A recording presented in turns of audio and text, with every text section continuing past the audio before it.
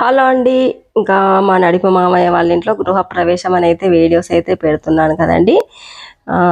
గృహప్రవేశం అయ్యి పాలు పొంగించగానే ఇంకా నేనైతే పూజా మందిరంలోకి వెళ్ళి అయితే చక్కగా దేవుణ్ణి అయితే వేడుకున్నానండి. సర్వే జన సుఖినో భవంతు, లోకా సమస్త సుఖినో భవంతు, అందరూ బాగుండాలి, అందులో మనం ఉండాలి అని కొత్తింట్లో ఇంకా కూరాడు కుండలు దేవుళ్ళు అన్నీ పెట్టి అయితే పూజ చేసుకున్నాం కదండి. అందరం అయితే పిక్స్ అయితే ఇలా సరదాగా షేర్ చేసుకున్నామండి.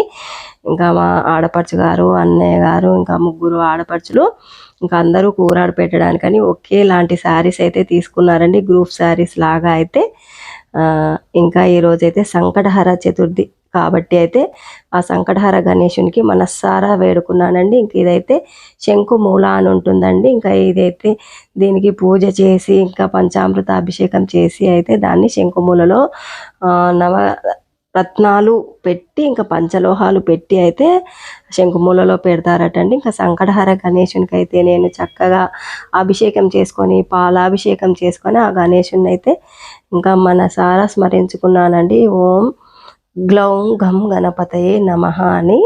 మరి థ్యాంక్ యూ ఫ్రెండ్స్. మా అను కేర్ ఆఫ్ సీను ఛానల్ని సబ్స్క్రైబ్ చేయండి, లైక్ చేయండి, షేర్ చేయండి. అందరికీ హ్యాపీ సంకష్టి అండి. సంకటహర చతుర్థి శుభాకాంక్షలు. ఉంటానండి. మరి నెక్స్ట్ వీడియోలో మళ్ళీ కలుద్దాం.